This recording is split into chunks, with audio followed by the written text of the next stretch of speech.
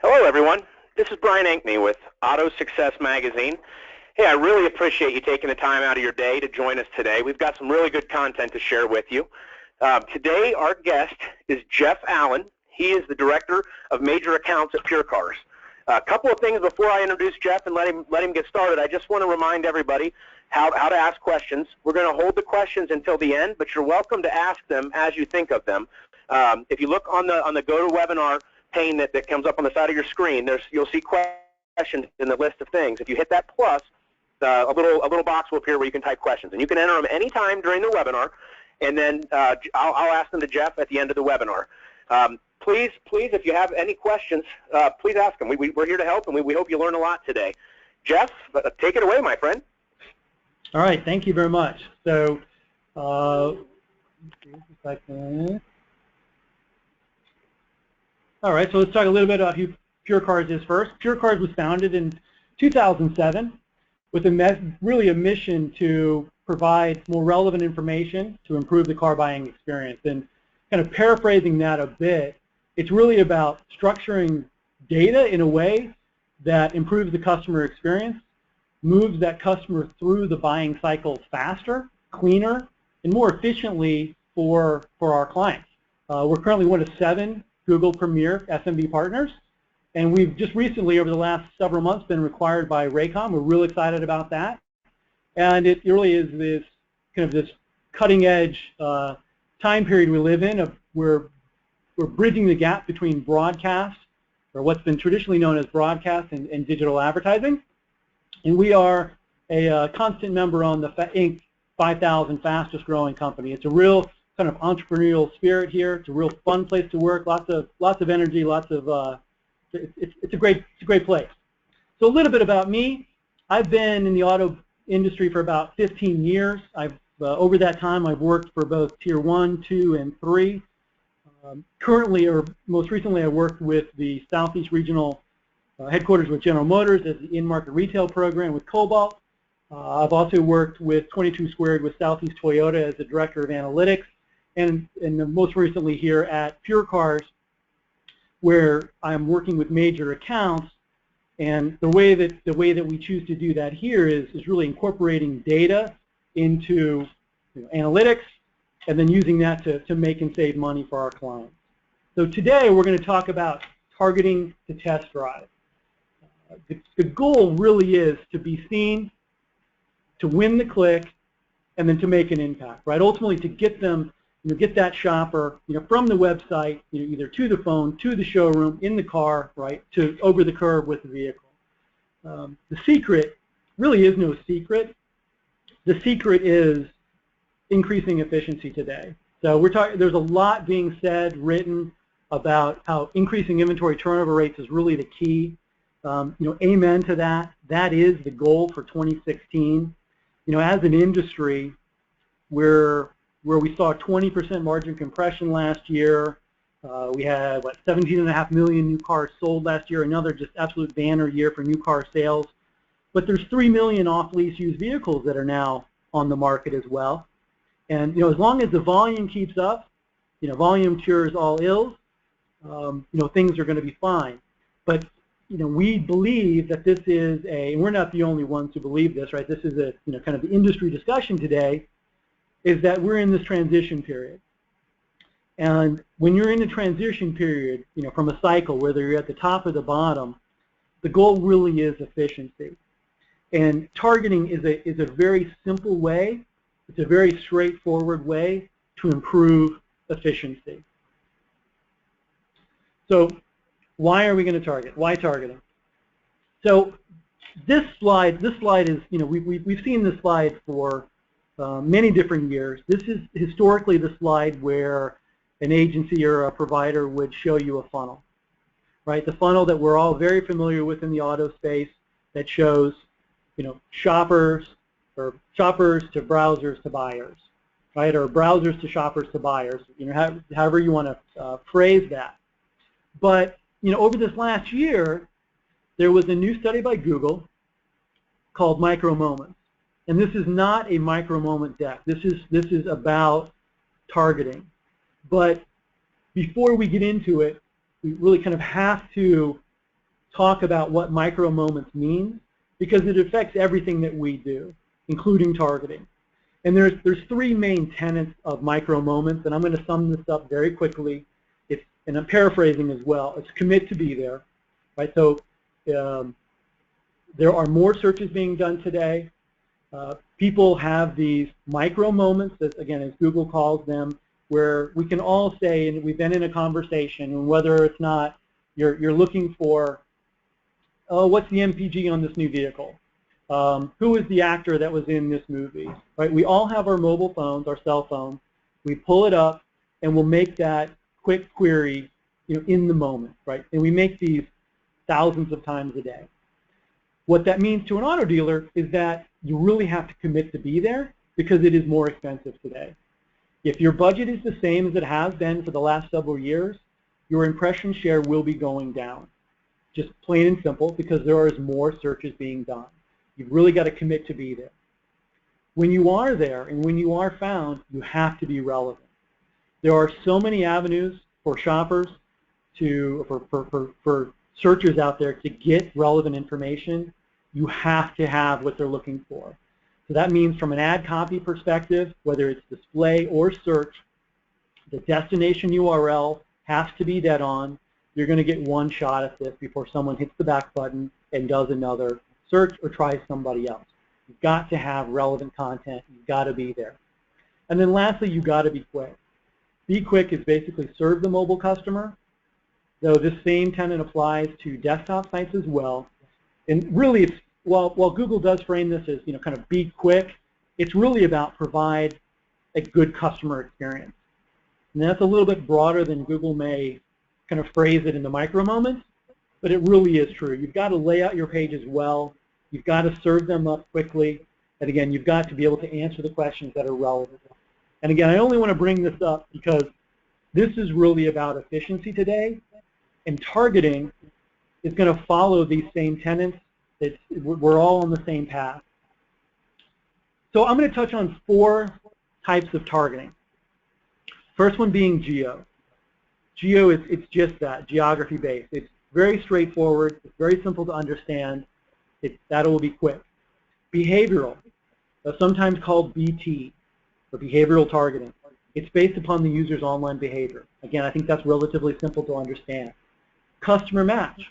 Customer match is a feature that Google has offered over the last year where you can incorporate emails from a CRM database. That'll be, we'll spend a little bit more time there. And then lastly, retargeting. Retargeting being a methodology that dealers have incorporated for many years. It's very successful, and we'll end with that. Now, I'm going to talk about these uniquely, but in reality, these should all be layered on top of each other. And what I mean by that is when we layer here at PureCars, or when your vendor is layering these different targeting tactics on top of each other, they really should be doing this in a transparent environment where you're targeting and you're able to learn with the results. So I know we all, and I'm going to use a baseball analogy here, we all walk up and we try to hit a home run. Or a lot of our clients will try to hit that home run every single time they get up to the box. In reality, we often see better success when a dealer can put together a run of singles, maybe an occasional double, and ultimately that's going to provide more efficiency and also more learning. So when these sweeping changes are made, oftentimes that's one of the biggest mistakes that we see within the industry, is that a vendor or a partner will make a massive change where many variables are changing. And ultimately what that does is it really dilutes the learning. And you don't understand what change really did make the difference from turning a poor campaign into a successful one. So I just want to kind of lay the groundwork there too, that these are not mutually exclusive and that they can and should be layered together. All right, geo-targeting. Again, pretty straightforward. It's typically seen as a radius-based focus where you're targeting your backyard. You're based upon the proximity of your dealership or really any address That's oftentimes a competitor's dealership if your OEM covenant allows that. So it doesn't have to be just your dealership. It can be really any address that's out there. And you dealers out there will know what your PMAs or what your covenant allows you to do. But again, it's relatively simple. It's effective. It's easy to understand. It's often sometimes called geofencing. But these all really refer back to the same thing. However, there is an area of opportunity that we see within geo-targeting that's not always taken advantage of. And that's taking the geo down, which is typically a radius, down to the zip level. And there's a couple reasons why this is important and why this should be enacted. First off, it's more granular. It gives you another data point where you can then segment the users. And really what targeting is all about is this audience segmentation. So imagine this image that you see here. Let's just say that this is a 10-mile radius. And within this 10-mile radius of a dealership, you're going to have zip codes behaving differently. No one's going to argue that fact. At the end of the day, when we're looking for efficiency gains, and understanding that we're not working with unlimited budgets, and that our goal is to maximize the opportunity, is that we may choose, or any vendor may choose, should choose, to target certain zips over other zips. And again, that's just based upon the results that we see. And what should happen is that your targeting, or which is typically talked about as spend targeting, right, where the ad is being clicked on or served, really should be overlaid with other data points. So I've shown a couple up here as well. Sales is kind of the easy barometer, and that's really the goal. So sometimes we talk about maximizing return on investment, or ROI. Some of our clients talk about return on ad spend, others cost per VDC. So however you're keeping score, if you can keep score at the zip level as opposed to a more general radius, then again it gives you more opportunities to target, to segment, and to learn.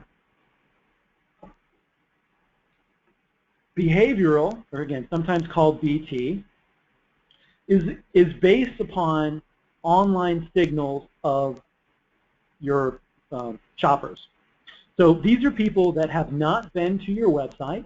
In other words, they have not been cookied, they have not been tagged, but based upon their actions online, you or your provider will put them into buckets. For example, an auto intensive. So let's look at this potential shopper here. So this is a shopper who's visited websites about hybrid cars. They've searched on Google for hybrid cars. They've watched videos on hybrids. Maybe they've done some sharing on Facebook, again, around a vehicle, or they're reading blogs about hybrid vehicles. Now, while this person has never identified themselves to a dealership directly by coming to the site, behaviorally, they are following the actions of someone who could be classified as in-market. Right? That in-market shopper is being identified by their online behaviors, hence behavioral targeting. So it's a way to segment people based upon their actions and to target people based upon online learning. Again, pretty straightforward. And this is typically, of all the targetings we're going to talk about, this is one that is most typically applied to other forms of targeting. For example, you'd want to most certainly apply a geo radius to behavioral. Right? So you'd want to target those certain zip codes that are within a radius around your dealership, in your backyard, again, whoever it may be, wherever that may be. But this is a great way to prospect for clients, again, that have not yet identified themselves to you by coming to their site or coming to your dealership. Customer match. Customer match is a relatively new form of targeting. And what it is, it's utilizing CRM data like email, for example, to target your existing customers within a Google Maps feature. And there's a couple strings to this. One of those is that, first off, the user's email address must be on the Google platform.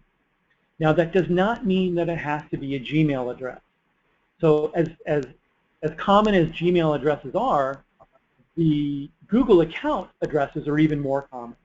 So, for example, PureCars here, even though all of our emails here are at purecars.com, we are on a Google platform, and therefore those are considered Google accounts.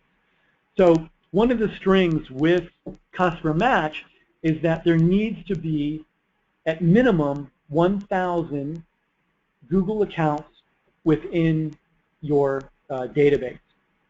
And I'll come back to that in just 1 minute. But that's a common question we get here. So how does it work?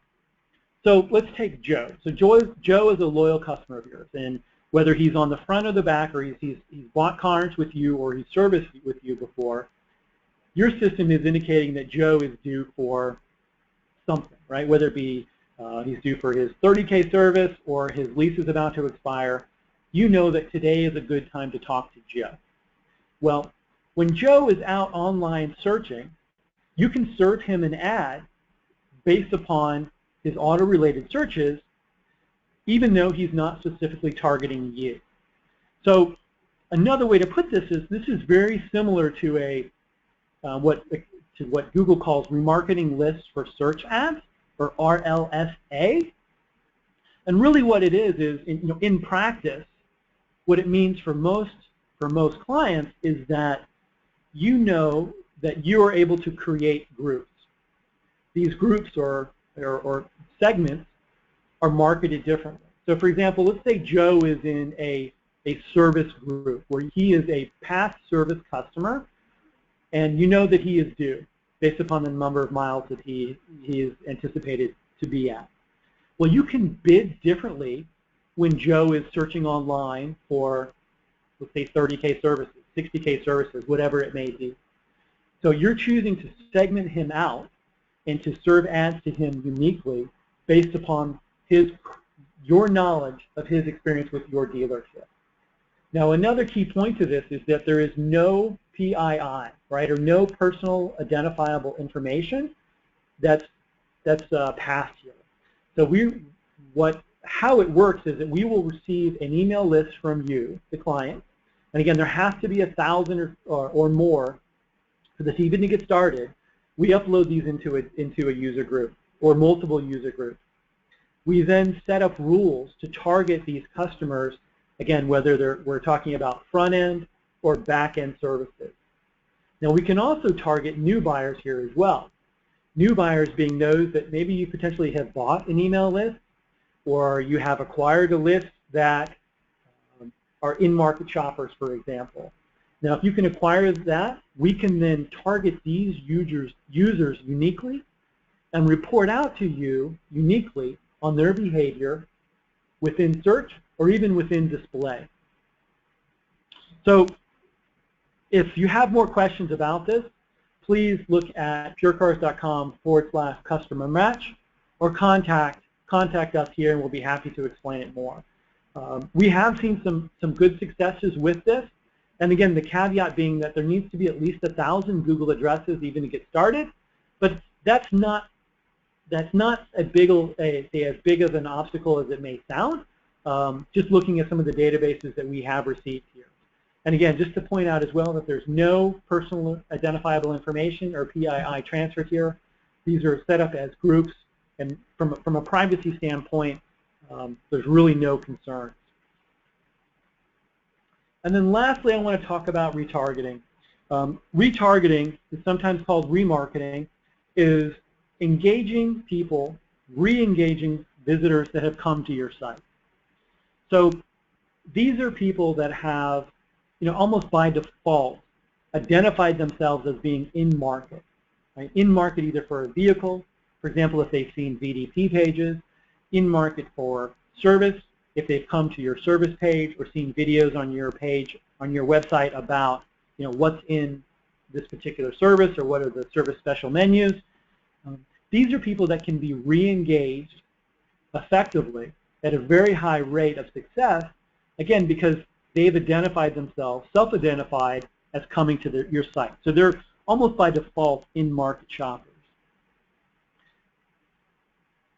Now, we also know that with sites or with shoppers today visiting almost 30 resources, 30 sources out there before making a decision, right, and only showing up at the dealership 1.3 times on average before purchasing a vehicle, it's really important to engage these visitors when they come to your site. They're also coming to your competitor sites. They're coming to other sites that are also retargeting these visitors. This is a form of targeting that really should not be missed. And not only will you have good success here, you'll likely have more success here than other forms of targeting, again, kind of based upon the strategy that you want to employ. So again, this is remarketing to individuals that have come to your site. Here we're showing examples of front end, but we could do the exact same thing, remarketing those that have come to service as well. And again, ideally, these pages will come right back to your website. You're displaying a specific ad that is based upon their shopping habits or what they have seen, what they're interested in. And these remarketing segments can be set up with us to increase the effectiveness of the targeting.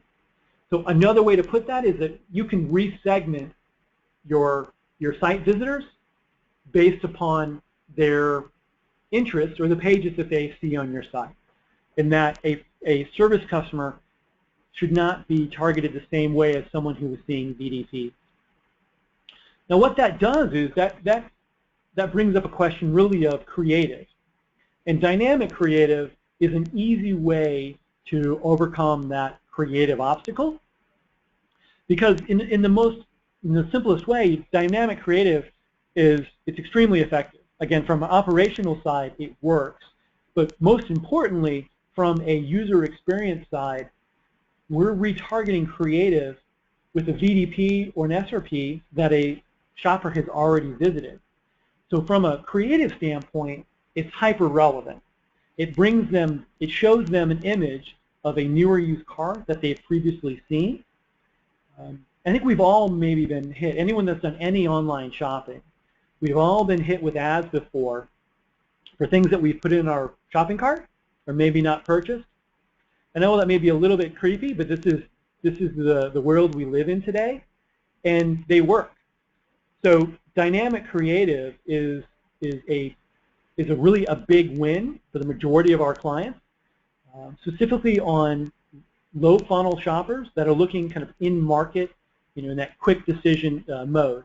It shows them what they have shopped for directly, and it brings them directly back to that page. And it's, plain and simple, it works. So remarketing ads, over 1,000% increase in branded search, over 700% lift in site visitation after 4 weeks after being exposed. So we know, and that kind of makes sense, because people that are coming to your site are by default in market, right? So these people are in market already. The goal of targeting here is to most efficiently and most effectively bring them back to where they were, so that you're the winner and that you are the one who are driving them back online, back to your site, and ultimately into your showroom. So targeting in 2016, just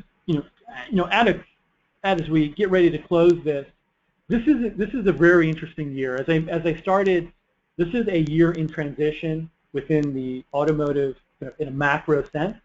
And that of the 3 million off-lease used cars, the big new car sales last year. So if that volume continues to, or if it begins to wane, and the margin compression that we saw last year continues, this is really all about efficiency.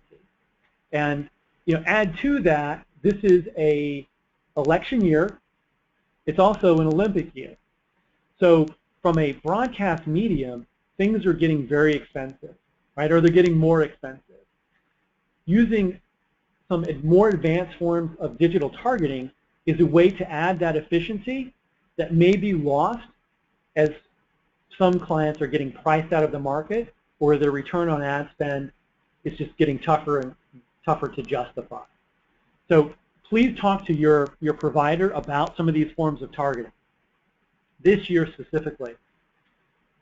And ultimately, it's about marketing to those that are most likely to buy. That's how we're all going to find the greatest level of efficiency. It's about layering these topics on top of each other and learning. As much as anything, 2016 should really be a year of learning and of sharing information and identifying what's working and where and doing more of it. So key takeaways, don't use just a radius. Please get more efficient. Do add zip. It's an easy layer of additional segmentation that allows you to market, even at the most simplest way, better. Re-engage your customers through retargeting. Again, it's a very effective way to bring people back to your site.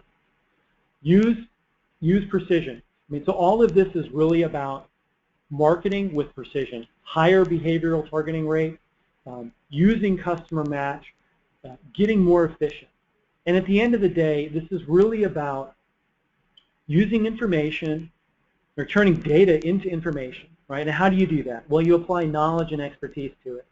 And information is something that we can make and save money on, right? That's power. And that's the goal for a lot of our clients this year and even the year before. We hear a lot about big data.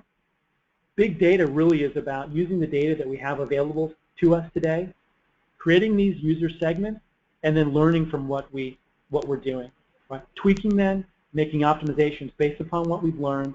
And again, that's that single double mentality, and that's ultimately what's going to win this year is in increasing efficiency and ultimately getting shoppers down to your showroom and into those vehicles. We're going to open it up to questions now. Okay. Well, Jeff, that was fantastic. I got a couple questions for you. Jeff, how do you set up Google Customer Match to take advantage of customer targeting? The way to do it, first off, if you're an existing PureCars client, please contact your success manager, and they'll walk you through it. But at a very simple, high level, we receive your CRM database, we upload it into Google, and we create segments based upon how you want to target. Again, front end versus, say, back end service. And really all we need is a CRM database, and then we take it from there. Okay.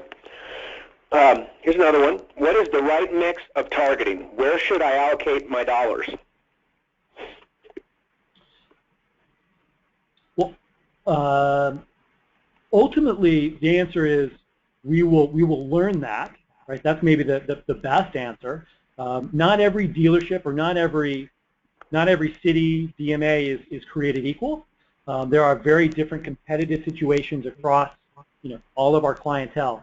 So not to be, but to try to answer the question more specifically, using a combination of targets, of tactics, is ultimately going to pay the best dividend. So if you have a small budget, typically and again your strategy is to re-engage, then remarketing is a very kind of simple way to put that money.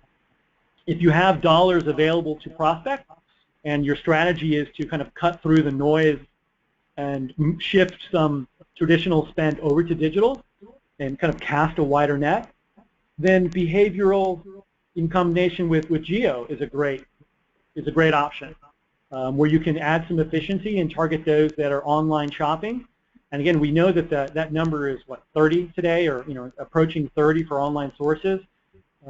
There is a pool of people out there, and the targeting methodologies are getting better and better because there is more data.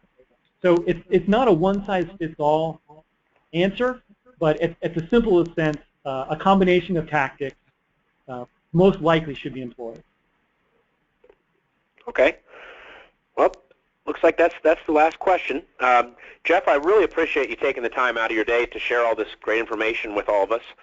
Everybody who's on the webinar, I appreciate you as well taking the time to join us today.